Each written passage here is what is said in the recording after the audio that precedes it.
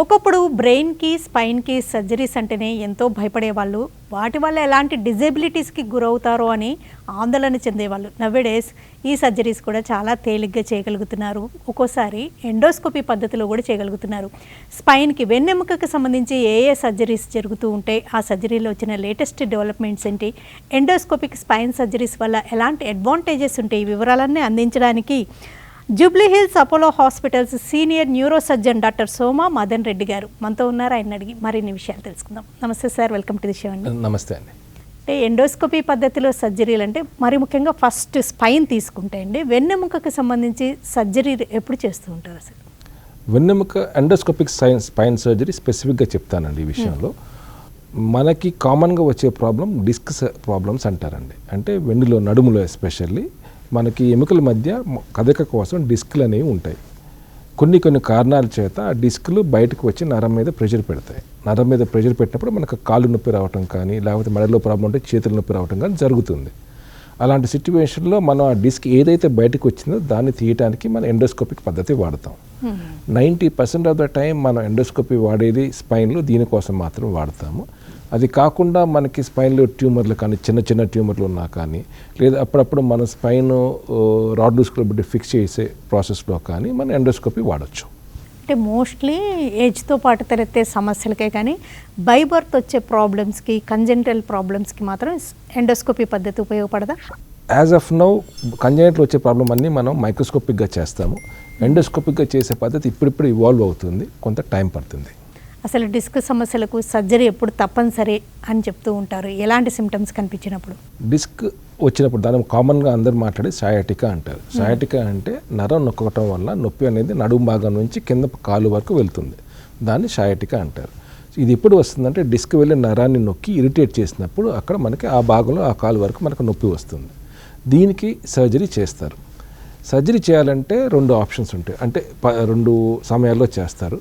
ఒకటి వచ్చేసి నొప్పి విపరీతంగా ఉంది, ఈ నొప్పిని భరించలేకపోతున్నాను, దీనివల్ల నా డైలీ లైఫ్ ఎఫెక్ట్ అవుతుంది, జాబ్కి వెళ్ళలేకపోతున్నాను, I'm not able to travel, ఎక్కువసేపు కూర్చోలేకపోతున్నాను, అలాంటప్పుడు సర్జరీ చేస్తాము. అది ఆప్షనల్ సర్జరీ, అంటే పేషెంట్ తన పరిస్థితి భరించలేక చేయించుకుంటున్నారు, అంతేకాని సర్జరీ చేయకపోతే కాలు పడిపోద్దని అయితే కాదు ఆ పరిస్థితిలో. రెండో పరిస్థితి నరం మరీ ఇంకా గట్టిగా నొక్కుని పాదాలు కదలిక ఆగిపోతుంది. అలాంటి సిచ్యువేషన్ సర్జరీ కంపల్సరీ అవుతుంది. ఎందుకంటే ఆ సమయంలో మనం సర్జరీ చేయకపోతే మళ్ళీ కాలు రికవరీ అవకాశం తగ్గిపోతుంది. అందుకని అలాంటి సమయాల్లో కంపల్సరీగా చేయాల్సి వస్తుంది. నొప్పి కొరకే మన సర్జరీ అంటే అది మనం ఆలోచించుకొని మనం కావాల్సినప్పుడు చేయించుకోవచ్చు. చాలా సందర్భాల్లో సర్జరీ అవసరం అన్నప్పుడు ఫిజియోథెరపీ అవి రకరకాల ప్రయత్నాలు చేసి పోస్ట్పోన్ చేస్తూ ఉంటారండి. అలాంటప్పుడు ఎప్పుడైనా ఇబ్బందులకు గురైనట్టుగా ఏమన్నా గమనించారా? మోస్ట్ కామన్గా అడిగే క్వశ్చన్ ఏంటంటే, ఇప్పుడు సర్జరీ డిలే చేయటం వల్ల నాకేమవుతుంది, నా కాళ్ళు పడిపోతాయి, అందరికంటే భయం, పెద్ద భయం అంటే అదే, నా కాలు పడిపోతుంది అనే భయం. 100లో 99 మందికి కాలు పడిపోవటం కానీ ప్రాబ్లం ఉండదు. ప్రాబబ్లీ 0.01%, అంటే 1000లో ఒకరికి మాత్రమే వీక్నెస్ వచ్చే అవకాశం, అలాగనే యూరిన్ మోషన్ కంట్రోల్ పోయే అవకాశం ఉంటుంది. అది చాలా అరుదుగా చూస్తాము. ఓకే, కానీ జాగ్రత్త ఒకసారి నొప్పి వచ్చేప్పుడు జాగ్రత్త తీసుకుంటే ఇలా జరిగే అవకాశం చాలా చాలా తక్కువ. సయాటికా తర్వాత ఎక్కువగా వినిపించేది స్పాండిలైటిస్ అండి. తల తిరుగుతుంది, గిడ్డీనెస్ వస్తుంది, నరం నొక్కుంది అని అట్లా అనుకుంటూ ఉంటారు. చాలామంది ఇబ్బంది పడుతుంటారు. నవ్వేడేసి డెస్క్ జాబ్స్ చేసేవాళ్ళు, దాన్ని ఎలా పరిగణించాలి? స్పాండిలైటిస్ అంటే అరుగుదల. బేసికలీ ఎముక మన స్పైన్ కదలాలి అంటే కొన్ని జాయింట్లు ఉంటాయి. ఆ జాయింట్లు కదిలి కొంత అరుగుదల వస్తుంది. ఆ అరుగుదల రావడం అనేది ఒక్కొక్కరికి ఒక వయసులో వస్తుంది, అందరికీ ఒకే సమయంలో రాలి. కొంతమంది మోకాళ్ళు అరుగుదల చూసామనుకోండి, కొంతమందికి 50 ఏళ్ళకే బాగా అరిగిపోయి ఉంటే, కొంతమంది 70 ఏళ్ళకి కూడా బాగా నడిచే వాళ్ళు ఉంటారు. సో అరుగుదల అనేది కొంతవరకు జెనెటికల్లీ డిటర్మిన్డ్, వాళ్ళ జీన్స్ని బట్టి కూడా ఏ టైంలో అది అరుగుదల ఉంటుందని డిసైడ్ అవుతుంది. ఈ అరుగుదల వల్ల ఏమవుతుందంటే నరంలో జాయింట్లు కొంచెం ఉబ్బేస్తాయి. ఉబ్బినప్పుడు అవి నరం మీద ప్రెజర్ పెట్టడం వల్ల మనకి మెడ నొప్పి, తలనొప్పి, వెనక భాగంలో తలనొప్పి ఉండటం, తల కదిలించినప్పుడు నొప్పి ఎక్కువటం, మనం వంగి పైకి కిందకి చూసినప్పుడు తల తిరగటం, ఇవన్నీ కూడా ఈ స్పాండిలైటిస్ వల్ల, మెడ స్పాండిలైటిస్ వల్ల వచ్చే అవకాశాలు ఉన్నాయి. ఒకప్పుడు స్పైన్ సర్జరీస్ అన్నా, బ్రెయిన్ సర్జరీస్ అన్నా చాలా భయపడేవాళ్ళు, కొంత సైడ్ ఎఫెక్ట్స్, వాటి వల్ల ఏమైనా డిజేబిలిటీస్ అన్నీ. ఇప్పుడు ఎట్లాంటి పరిస్థితులు ఉన్నాయి? ఒకప్పుడు అంటే అప్పటికి ఇప్పటికీ చాలా పద్ధతులు మారినాయి. ఎస్పెషల్లీ టెక్నాలజీ విషయంగా కానీ, వాడే ఇన్స్ట్రుమెంట్స్ విధంగా కానీ చాలా అడ్వాన్స్మెంట్స్ ఉన్నాయి. మనకి ఒక 20 years బ్యాక్ తీసుకుంటే స్పైన్ సర్జరీ చేస్తే ఇంకా మనిషి మంచం మీద ఉండిపోతాడు, చేతులు కాళ్ళు పడిపోతాయి అనే ఉద్దేశంతో ఉండేవాళ్ళు. కాకపోతే అప్పుడు స్పైన్ సర్జరీ కూడా అలాంటి సిచ్యువేషన్లోనే చేసేవాళ్ళు. ఎంతో కొంత అవకాశం ఇద్దామని. ఇప్పుడు అడ్వాన్స్మెంట్ ఉండే కొంది మన ఆ ప్రాబ్లం కొంచెం ముందే ఐడెంటిఫై చేయటం, అంత దూరం వెళ్లకుండా ఆపి సర్జరీ చేయటం వల్ల 98% ఆఫ్ ద టైం మనకి అవుట్కమ్ బాగానే ఉంటుంది. ఓకే. కానీ ఒక్కసారి డ్యామేజ్ అయిన నరం రిపేర్ అనేది కుదరదు. మనం ఏమి చేసినా కానీ ఒక నరం డ్యామేజ్ అవ్వకముందే చేసుకోవాలి. నరం డ్యామేజ్ అయిన తర్వాత మనం ఏమి చేసినా కానీ అవకాశం చాలా తక్కువ అవుతుంది. అంటే కాళ్ళల్లో చేతుల్లో తిమ్మిర్లు ఉండడం, స్పర్శ కోల్పోవడం అనేది నరాల ఇన్వాల్వ్మెంట్ ఉంది అని గమనించాల్సిన సిమ్టమ్స్ అంటారా? ఎస్. కాకపోతే తిమ్మిర్లు ఉండటం కానీ లేకపోతే స్పర్శ తగ్గటం కానీ అన్నిటికీ సర్జరీ ఆప్షన్ కాదు. ఎందుకంటే ఇప్పుడు బీపీ కానీ షుగర్ కానీ చాలా ఎక్కువ కాలం ఉన్న వాళ్ళకి ఈ చిన్న చిన్న నరాలు ఎఫెక్ట్ అవ్వటం వల్ల తిమ్మిర్లు మంటలు వస్తాయి. సో అది 70-80% of the time based on the duration. అంటే నీకు ఎన్ని సంవత్సరాలు డయాబెటీస్ ఉంది, ఎన్ని సంవత్సరాలు హైపర్ టెన్షన్ ఉంది, ఎంత కంట్రోల్ ఉంది దాన్ని బట్టి మీకు ఆ తిమ్మిర్లు ఎక్కువ రావటం తక్కువ రావటం జరుగుతుంది.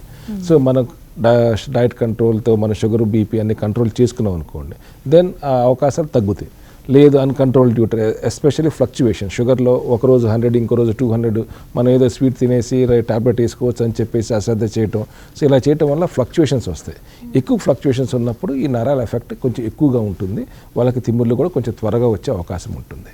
అంటే షుగర్ తోటి డయాబెటిక్ న్యూరోపతి అనే కండిషన్ ఐడియా ఉందంటే, అంటే బీపీ వల్ల, హైపర్ టెన్షన్ వల్ల, లాంగ్ టర్మ్ హైపర్ టెన్షన్ వల్ల కూడా మనకి హైపర్ టెన్సివ్ న్యూరోపతి వచ్చే అవకాశం ఉందండి. అంటే ఈ డీజనరేటివ్ చేంజెస్ వల్ల ఎక్కువగా స్పైన్ సర్జరీస్ అనేవి వాటి వల్లనే ఎక్కువగా గురవుతూ ఉంటారు. ఎండ్ ఆఫ్ ద డే మన వయసు పెరిగే కొంది ఎంతో కొంత డీజనరేషన్ ప్రతి ఒక్కరిలో కామన్ ఉంటుంది.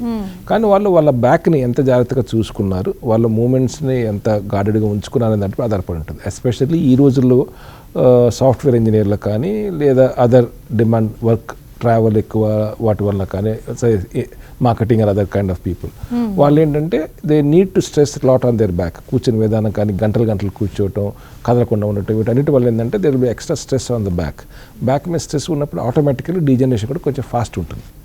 సో ఈ డీజనరేటివ్ చేంజెస్ ఉన్నాయి, కొంత వాళ్ళకి ప్రాబ్లమ్స్ ఉన్నాయి అన్నప్పుడు మీరు ఎలాంటివి స్ట్రిక్ట్గా నో అని చెప్తూ ఉంటారండి?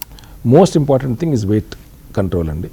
And second thing is spine exercises. ఈ రెండు చేసుకోగలిగితే then 80% of your degeneration can be slowed down. అంటే ఎవరు ఆపలేరు, because it is a dynamic structure, కదులుతూ ఉంటుంది కాబట్టి ఎంతో కొంత అరుగుదల ఉంటుంది. అరుగుదల ఆపలేము, కదిలే స్ట్రక్చర్ అరుగుదల ఆపడం కుదరదు.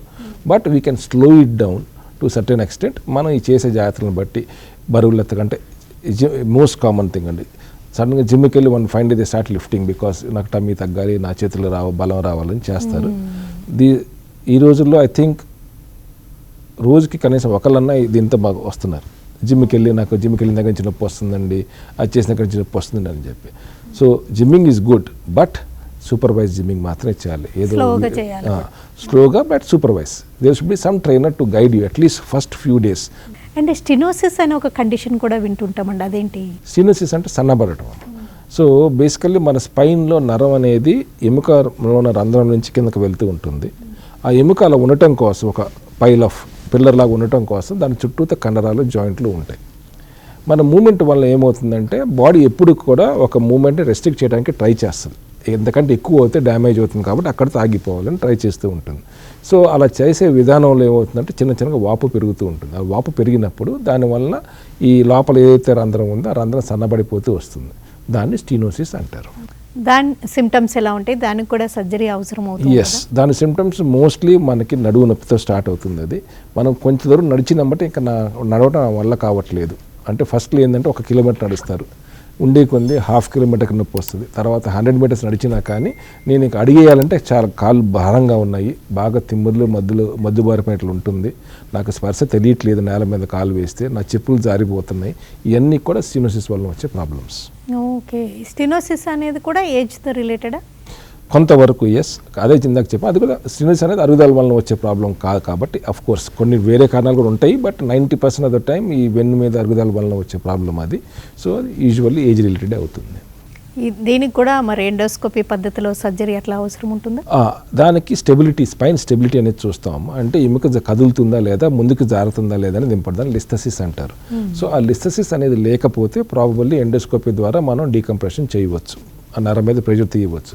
కానీ ఎముక కదలిక ఉంటే కనుక దీనితో పాటు మనం స్క్రూలు కూడా వేయాల్సి వస్తుంది. అంటే స్క్రూస్ వేసి ఫిక్స్ చేయడం కూడా ఎండోస్కోపీ పద్ధతిలోనే చేయగలరా? అంటే అక్కడ టెక్నికల్గా చూస్తే స్క్రూలు వేసేదానికి ఎండోస్కోపీ అవసరం లేదు, చర్మం నుంచి వేస్తాము. కానీ అది ప్రిపరేషన్, ఆ స్క్రూ వేసే ముందు నరం మీద ప్రెజర్ తీసేది ఉంటుంది చూసారు, ఆ స్టెప్ వరకు మాత్రం మనం ఎండోస్కోపీ ద్వారా చేస్తాం. అంటే ఎగ్జాక్ట్గా ఎండోస్కోపీ అంటే చిన్న కోత ఉంటుందా, అసలు కోతే ఉండదా, ఎలా చేస్తాం? ఎండోస్కోపీ అంటే బేసికల్లీ మనం మన కన్నుని అంత దూరం తీసుకెళ్తాం, ఒక లైక్ ఒక ట్యూబ్తో మనం పెట్టేసి దాన్ని మ్యాగ్నిఫై చేసి బాగా దగ్గరకు వచ్చేలాగా చూసుకుంటాం. సో ఆ ట్యూబ్ పెట్టడం వల్ల ఏమవుతుందంటే అది వెళ్ళేది సన్న దారి అవుతుంది. అక్కడికి వెళ్ళిన తర్వాత దాని వ్యూ వచ్చేసి రఫ్లీ 120 degrees ఉంటుంది, అంటే ఇంత వెడల్పు మనం చూడగలుగుతాం. సో ప్లస్ మ్యాగ్నిఫై చేసి చూడగలుగుతాం. అది అలా ట్యూబ్ పంపించడానికి మనకు కోత కూడా రఫ్లీ 1 to 1.5 centimeter అవసరాన్ని బట్టి, ఎంత ప్రాబ్లం మనం డీల్ చేస్తున్న దాన్ని బట్టి 1 to 1.5 centimeter కట్ ద్వారా మనం ఇన్స్ట్రుమెంట్ పంపించి మన లోపల మనం చేయదలుచుకుంది చేసి రావచ్చు. దీనివల్ల అడ్వాంటేజ్ ఏంటంటే ఫస్ట్ మన కోత చిన్నగా ఉంటుంది, సో కాస్మెటికల్లీ బాగా ఉంటుంది. 2 టిష్యూ డ్యామేజ్, అంటే లోపలికి వెళ్ళి ఎక్కువ కోసామనుకోండి డ్యామేజ్ ఎక్కువగా ఉంటుంది. దీనివల్ల టిష్యూ డ్యామేజ్ అనేది కొంచెం తక్కువగా ఉంటుంది, బ్లడ్ లాస్ తక్కువగా ఉంటుంది, ఇన్ఫెక్షన్ కూడా రిస్క్ ఆఫ్ ఇన్ఫెక్షన్ కూడా చాలా తక్కువ ఉంటుంది.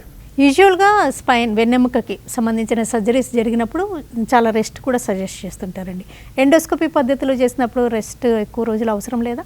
మీకు చెప్పాలంటే ఇప్పుడు ఎండోస్కోపీ చేసినా ఓపెన్ చేసినా చివరికి చేసేది ఒకటే స్టెప్, నరం మీద ఉన్న ప్రెజర్ తీయడం. మనం చేసే దానికి ఎలా వెళ్తున్నాం అనేది ఇంపార్టెంట్. సో అవుట్కమ్ అంటే లాంగ్ టర్మ్ 6 నెలల తర్వాత సంవత్సరం తర్వాత ఇద్దరు ఒకే రకంగా ఉంటారు, పెద్ద మార్పు ఉండదు. ఇనీషియల్గా ఫస్ట్ 2-3 monthsలో దీని అడ్వాంటేజ్ ఉంటుంది. Okay, especial in the fast paced life, మనం త్వరగా ఆఫీస్కి వెళ్ళాలి, త్వరగా మన వర్క్ రిటర్న్ అవ్వాలి అంటే కనుక ఎండోస్కోపీ దానికి కొంచెం అవకాశాన్ని పెంచుతుంది. సో మీరు అడిగిన క్వశ్చన్, మీకు దానివల్ల బెడ్ రెస్ట్ అనేది తక్కువ అవసరం అంటే ఎస్, బెడ్ రెస్ట్ తక్కువ అవసరం అవుతుంది. రిటర్న్ టు వర్క్ అనేది కొంచెం ఫాస్ట్గా జరుగుతుంది ఎండోస్కోపీ వలన. డిశ్చార్జ్ కూడా డిశ్చార్జ్ 1 day తర్వాత వర్క్ ఫ్రమ్ హోమ్ అలాంటివి చేయొచ్చు, జర్నీస్ చేయకుండా. వాళ్ళు హాస్పిటల్ నుంచి ఇంటికి వెళ్ళే ముందే వాళ్ళు నడిపిస్తాము. వాళ్ళ సొంత daily routine activities like going to the washroom, sitting and having meal లాంటి పనులు వాళ్ళు చేసుకోగలుగుతారు.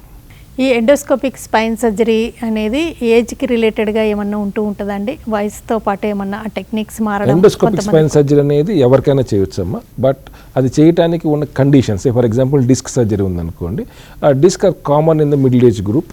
ఓకే, మీరు అన్న స్టీనోసిస్ అన్నారు చూసారా, అది more common in the elderly group. అంటే when I say middle age group, you're talking about 20 to 40 వాళ్ళకి డిస్క్ ప్రాబ్లమ్స్ కొంచెం ఎక్కువగా వస్తాయి, because their activities also more.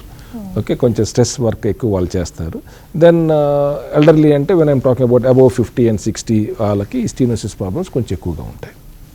చాలామందిని చూస్తుంటామండి, ఇంతకుముందు సర్జరీ చేయించుకుని అంతగా రిలీఫ్ లేదని ఇబ్బంది పడే వాళ్ళని, వాళ్ళు మళ్ళీ ఒకవేళ రీడో కానీ రివిజన్ సర్జరీ అలాంటివి ఎండోస్కోపీ పద్ధతిలో చేయించుకోవచ్చు. ఒకటి వీ షుడ్ అండర్స్టాండ్ ఈ spine surgery is not the end of the problem. ఎందుకంటే మనం న్యాచురల్గా ఉన్న ఒక దాన్ని ఎంతో కొంత డిస్టర్బ్ చేస్తున్నాం స్పైన్ సర్జరీ చేసినప్పుడు. So we should never expect a normal life. అంటే బట్ 99% నార్మల్ ఉంటుంది, కానీ 1% డెఫిసిట్ అయితే ఉంటుంది. కొంతమందికి స్పైన్ సర్జరీ చేయించుకున్నప్పటికీ దే ఆర్ నాట్ హ్యాపీ. ఎందుకంటే మనం స్పైన్ సర్జరీ చేసుకున్నప్పుడు ఇప్పుడు L3-4 ప్రాబ్లంతో వెళ్ళారు, అది సెట్ చేసాం. కానీ ఫ్యూచర్లో L4-5 రాదని, L2-3-1-2 రాదని ఎవరు గ్యారంటీ ఇవ్వరు. సో దానివల్ల సెకండరీ అంటే అడ్జసెంట్ లెవెల్ ప్రాబ్లమ్స్ కూడా వచ్చే అవకాశం ఉంది. సో దానివల్ల ఒక్కోసారి వాళ్ళకి ప్రాబ్లమ్స్, ఇప్పుడు సర్జరీ చేయించుకున్న మళ్ళీ ఫ్యూచర్లో ప్రాబ్లం మళ్ళీ రావచ్చు. సో అలా వచ్చిన ప్రాబ్లమ్ని బట్టి అది ఎండోస్కోపియా ఓపెన్ అని డిసైడ్ చేసుకోవాల్సి వస్తుంది. ఈ సర్జరీ తర్వాత కొన్ని రోజుల వరకు ఫిజియోథెరపీ అలాగే రీహాబిలిటేషన్ ఏమన్నా అవసరం అంటారు? రీహాబిలిటేషన్, ఫిజియోథెరపీ 2 వేరు సెక్టర్స్. ఫిజియోథెరపీ అంటే మనకున్న నొప్పిని తగ్గించి కొంత మజిల్ని రిలాక్స్ చేసేది physiotherapy. So anyone acute stage అంటే బాగా నొప్పి ఉన్నప్పుడు వెళ్ళి ఫిజియోథెరపీ చేయించుకుంటే మజిల్ రిలాక్స్ అవుతుంది, నొప్పి తగ్గుతుంది, and movement, range of movement కూడా పెరుగుతుంది. రీహాబిలిటేషన్ అంటే ఇది లాంగ్ టర్మ్ ప్రాసెస్. అంటే బికాజ్ ఆఫ్ మీకు ఇంజరీ వలన నడుము కదలట్లేదు, నడుము కదలనప్పుడు మీరు అలా చేసుకోవాలి. కాళ్ళు కదలట్లేదు, కాళ్ళు కదలకపోవటం వల్ల మీకు ఎలా డైలీ రొటీన్ యాక్టివిటీ చేసుకోవాలి. That is rehabilitation. So rehabilitation is for some one long term bigger problem, physiotherapy short term smaller problem. Okay, అంటే ఈ సర్జరీ తర్వాత కొన్ని రోజులు వాళ్ళకి ఒక ఎండోస్కోపీ డిస్క్ సర్జరీ చేస్తే ఆల్మోస్ట్ ఫిజియోథెరపీ అవసరం లేదమ్మా. ఓకే, కాకపోతే కొంతమంది కొంచెం నొప్పి ఎక్కువ ఉన్న వాళ్ళకి షార్ట్ కోర్స్ 3-5 days ఫిజియోథెరపీ తీసుకుంటే సరిపోతుంది. ఎండోస్కోపీ పద్ధతిలో సర్జరీ చేయించుకున్న వాళ్ళు ప్రాపర్ కేర్ తీసుకున్నాక నార్మల్ యాక్టివిటీస్కి అటెండ్ అవ్వగలరా, లేకపోతే ఇంకా జాగ్రత్తగా ఉండాల్సిందేనంటారా? They are usually fit to go normal work చేసుకోవడం. For example you're taking software engineer అనుకోండి, for him to go back ఆఫీస్కి వెళ్ళి మళ్ళీ కూర్చొని కంప్యూటర్ ముందు వర్క్ చేసుకోవటం అంటే విదిన్ 1 వీక్ 10 days తను చేసుకోగలుగుతారు. బట్ లోపల మనం ఏం ప్రొసీజర్ చేసిన లోపల healing is not going to happen completely. ఒక 10 రోజుల్లో మొత్తం హీల్ అవ్వదు అది. ఇట్ విల్ టేక్ అట్లీస్ట్ ఆ బోన్ సెట్ అవ్వాలి, లోపల పెట్టిన టిష్యూ సెట్ అవ్వాలి అంటే ఇట్ మే టేక్ రఫ్లీ అరౌండ్ 1 month పడుతుంది. సో ఈ 1 month జాగ్రత్తగా ఉంటే దెన్ దే ఆర్ ఆ తర్వాత ఏమేమి కావాలో నేను చేసుకోవచ్చు, ఇంతకుముందు చేసుకునే యాక్టివిటీస్ అన్నీ చేసుకోవచ్చు. ఒకటి మాత్రం గుర్తుపెట్టుకోవాలి, ఎందుకంటే ఒకసారి సర్జరీ అయిపోయిన తర్వాత విదిన్ 10 days లేకపోతే 2 వారాల్లో మళ్ళీ నొప్పి వచ్చింది అనుకోండి, ఫియర్ ఫ్యాక్టర్ చాలా ఉంటుంది. నా సర్జరీ పాడైపోయింది, ఇంకా నాకేదో డ్యామేజ్ అయిపోయిందని భయం ఎక్కువ ఉంటుంది. అలాంటి భయాన్ని తీయాలంటే చాలా కష్టం. అందుకని మేము ముందు జాగ్రత్తగా బాబు 4 రోజులు జాగ్రత్తగా ఉండండి, 4 రోజుల తర్వాత మీరు అన్నీ చేసుకుంటారని చెప్తాం. వాళ్ళు జిమ్కి వెళ్ళడం లేకపోతే రన్నింగ్, జాగింగ్ ఇట్లాంటివి చేయడం, ఫిజికల్గా స్ట్రెయిన్ అయ్యే jobs, walking and swimming they can start. వారం 10 రోజుల్లో స్టార్ట్ చేసుకోవచ్చు. రెస్ట్ ఆఫ్ ఇట్ జిమ్కి వెళ్ళటం అనేది అట్లీస్ట్ 1 to 2 months గ్యాప్ ఇస్తే ఇట్ విల్ బీ బెటర్. ఎందుకంటే అక్కడికి వెళ్ళి మళ్ళీ వంగి వెయిట్ లిఫ్టింగ్ అన్ని చేసి కొత్త ప్రాబ్లమ్స్ తెచ్చుకోవడం కంటే it is better they hold on gym for a month. And బ్రెయిన్కి సంబంధించి కూడా ఈ ఎండోస్కోపీ పద్ధతిలో సర్జరీస్ జరుగుతుంటాయి అంటారు? అవునండి, అంటే కొంత లిమిటెడ్ వర్క్ జరుగుతుంది. ఫర్ ఎగ్జాంపుల్ బ్రెయిన్ వాటర్లో ఉన్న ట్యూమర్లు ఉంటే వాటిని ఎండోస్కోపీ ద్వారా బయాప్సీ చేయొచ్చు. బ్రెయిన్ వాటర్ బ్లాకేజ్ ఉంటే ఎండోస్కోపీ ద్వారా రిలీజ్ చేయొచ్చు. అలా కాకుండా బ్రెయిన్ బయట కొన్నిసార్లు చిన్న చిన్న క్లాట్లు కానీ ట్యూమర్లు కానీ ఎండోస్కోపీ పద్ధతి ద్వారా చేయొచ్చు. అంటే ఎలా చేస్తుంటారు? ఒక చిన్న మామూలుగా బ్రెయిన్ సర్జరీ అంటే మనం అట్లీస్ట్ ఒక 3 into 3 centimeter బోల్ కట్ చేసి లోపలికి వెళ్ళి మనం ట్యూమర్ కానీ ఏదైనా తీస్తాం. ఎండోస్కోపీ పద్ధతి ద్వారా మనకు ఒక 25 paise కాయిన్ ఉన్నంత హోల్ చేసి దాంట్లోంచి సేమ్ ట్యూబ్ లోపల పెట్టి మనం చూసుకుంటూ దాన్ని బయాప్సీ కానీ ట్యూమర్ తీయటం కానీ చేస్తాం. ట్యూమర్స్ కూడా ఒక్కోసారి నాసిల్ ఎండోస్కోపీ అంటారు, అవి ఏంటండి? నేజల్ ఎండోస్కోపీ అంటే పిట్యూటరీ ట్యూమర్ అని ఉంటుందమ్మా. పిట్యూటరీ ట్యూమర్స్ అనేవి అవి ముక్కు ద్వారా మనం ట్యూబ్ పంపించి చేస్తాం. అంటే ట్యూమర్ వచ్చిన లొకేషన్ బట్టి మన ముక్కులోంచి వాళ్ళ తలబాయి నుంచి వాళ్ళ అనేది లొకేషన్ బట్టి డిసైడ్ అవుతుంది. బ్రెయిన్ స్ట్రోక్ వల్ల కొన్ని డిజబిలిటీస్కి గురవడం కూడా ఉంటుంది కదండి, ఎప్పుడైనా సర్జరీ రోల్ ఉంటుంది అంటారా బ్రెయిన్ స్ట్రోక్? స్ట్రోక్ అంటే 2 రకాలు. ఒకటి వచ్చేసి హెమరాజిక్ స్ట్రోక్ అంటే బ్రెయిన్లో బ్లీడింగ్ అవుతాను హెమరాజిక్ స్ట్రోక్ అంటారు. రెండోది ఇస్కిమిక్ స్ట్రోక్ అంటే బ్రెయిన్కి బ్లడ్ ఫ్లో ఆగిపోవటాన్ని ఇస్కిమిక్ స్ట్రోక్ అంటారు. హెమరాజిక్ స్ట్రోక్ వచ్చినప్పుడు ఏమవుతుందంటే బ్రెయిన్ బ్లీడింగ్ బయటికి రావటం వల్ల లోపల ప్రెషర్ పెరుగుతుంది. అది తీయాలంటే సర్జరీ చేసి మన క్లాట్ని తీస్తాం. దానివల్ల లైఫ్ రిస్క్ తగ్గుతుంది. ఇస్కిమిక్ స్ట్రోక్ ఏంటంటే దాని రావటం వల్ల బ్రెయిన్ వాపు వస్తుంది. ఆ వాపు వల్ల మళ్ళీ లైఫ్ రిస్క్ ఉంటుంది కాబట్టి అది తగ్గించడానికి సర్జరీ చేస్తాం. గుర్తుపెట్టుకోవాల్సింది ఏంటంటే హెమరాజిక్ స్ట్రోక్ కానీ ఇస్కిమిక్ స్ట్రోక్ కానీ మనం పడిపోయిన చెయ్యి కాలు రావు సర్జరీ చేయటం వల్ల. మనం ఓన్లీ లైఫ్ రిస్క్ ఉంటే ఆ లైఫ్ రిస్క్ని తగ్గించడం వరకు మాత్రమే మన సర్జరీ ఉపయోగపడుతుంది. దీనికి ఎండోస్కోపీ పద్ధతి కుదరదు. హెమరాజిక్ స్ట్రోక్ అంటే బ్లీడింగ్ అయినప్పుడు క్లాట్ తీయడం కోసం మన ఎండోస్కోపీ పద్ధతి ద్వారా చేయొచ్చు. మెకానికల్ థ్రోంబెక్టమీ అంటారు, అది ఎండోవాస్కులర్ ప్రొసీజర్ అంటే రక్తనాళాల్లో చేసేదాం. ఇది ఒకటి కాదు, ఎండోవాస్కులర్ సర్జన్ చేస్తారు. అంటే endovascular surgeon again it could be radiation అంటే రేడియాలజిస్ట్ కొంతమంది నేర్చుకున్న వాళ్ళు చేస్తారు, లేకపోతే న్యూరో సర్జన్స్ నేర్చుకున్న వాళ్ళు చేస్తారు. వాళ్ళ ఇంట్రెస్ట్ని బట్టి వాళ్ళు నేర్చుకుంటే దాన్ని ఎండోవాస్కులర్గా చేస్తారు. ఇప్పుడు హార్ట్లో స్టెంట్లు అయితే ఎలా వేస్తున్నామో అలా అనమాట. ఒక్కోసారి ఈ బ్రెయిన్కి కానీ స్పైన్కి సంబంధించి లేజర్తో కూడా ట్రీట్మెంట్స్ అంటారు, అవేంటండి? లేజర్ ఈజ్ నథింగ్ బట్ అక్కడ ఒక హీట్ని పంపించి కాల్చివేయటం అమ్మ. సో ఇప్పుడు స్పైన్ వరకు చూసుకున్నాం అనుకోండి, వాళ్ళు ఇప్పుడు డిస్క్ నేను బయటకు వచ్చిందని చెప్పాను కదా, డిస్క్ ప్రాబ్లం ఉన్నప్పుడు వాళ్ళు ఏం చేస్తారంటే లేజర్ పంపించేసి అక్కడ వేడి క్రియేట్ చేయడం వల్ల ష్రింక్ అయిపోతుంది, దాంతో ప్రెషర్ తగ్గుతుంది. So you'll get a temporary relief. బ్రెయిన్లో ఈ ట్యూమర్ తీయటం కోసం లేజర్ని పెట్టేసి దాన్ని చిన్న చిన్న హోల్స్ చేసి చిన్న చిన్న పీసెస్ చేసి తీస్తాం. That's how laser is used in brain surgery. అంటే లేటెస్ట్ ట్రీట్మెంట్స్, ఇంతకుముందు దీనికి భయపడే వాళ్ళు ఇప్పుడు ఈ ట్రీట్మెంట్ తోటి ఈ బ్రెయిన్కి స్పైన్కి సంబంధించిన సమస్యలకి బాగా రిలీఫ్ ఉందని చెప్పే సర్జరీస్ ఏంటంటే ఒక సీనియర్ సర్జన్గా? ఇన్ ఆల్ ఆస్పెక్ట్స్ అండి. అంటే ఎక్సెప్ట్ ఫర్ నరం డ్యామేజ్ అయిపోయింది, బ్రెయిన్ డ్యామేజ్ అయిపోయింది అనే సిచ్యువేషన్ కాకుండా ఎనీ సిచ్యువేషన్ వరకు మనకి అవుట్కమ్ మంచిగా ఉంటుంది. ఒకప్పుడులా కాకుండా ఇప్పుడు spine disc surgery comfortable, 98% of the patients are happy. Stenosis అని చెప్పారు, degeneration spine surgeries 90% patients are happy, outcomes are good. Brain tumours అది ట్యూమర్ గ్రేడ్ని బట్టి ఉంటుంది, high grade tumour low grade tumour అని. Low grade tumour present technology and procedures patients outcomes are quite good. So but once the damage happens అప్పుడు expectations patients తెలుసుకోవాలి. మనం surgery చేసేది damage restrict చేయడం కొరకే, మీకు నార్మల్ లైఫ్ ఇవ్వడం కొరకు కాదనేది వాళ్ళు అర్థం చేసుకోవాలి.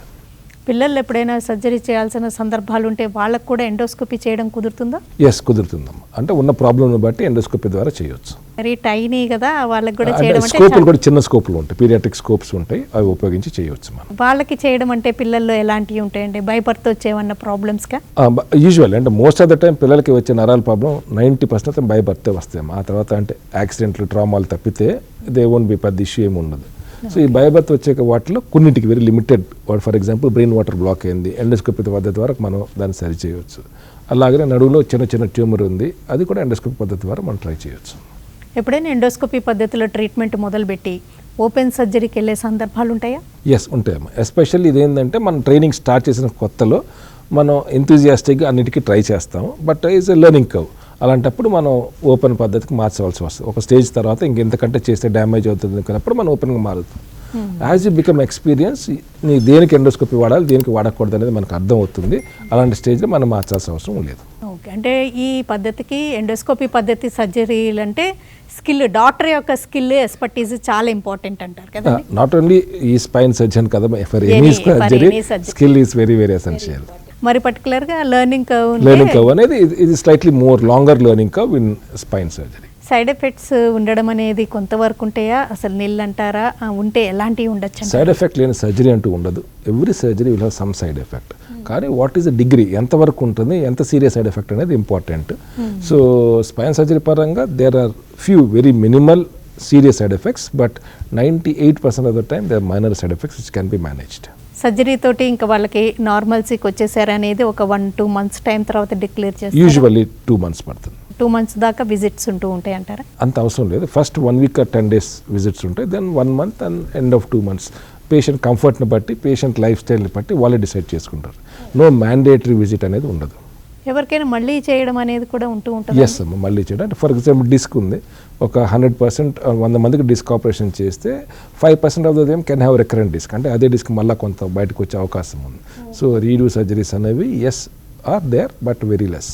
ఓకేనండి డాక్టర్ సోమ మదన్ రెడ్డి గారు, బ్రెయిన్కి స్పైన్కి ఎప్పుడు సర్జరీలు జరుగుతూ ఉంటాయి, మరి ముఖ్యంగా డిస్క్ సమస్యలను ఎప్పుడు సీరియస్గా పరిగణించాలి, సర్జరీ చేయాల్సిన సందర్భాలేంటి, సర్జరీలో latest developments, endoscopic spine surgery వల్ల ఎలాంటి అధిక ప్రయోజనాలు ఉంటాయో తెలియజేసినందుకు థ్యాంక్స్. నమస్తే అండి.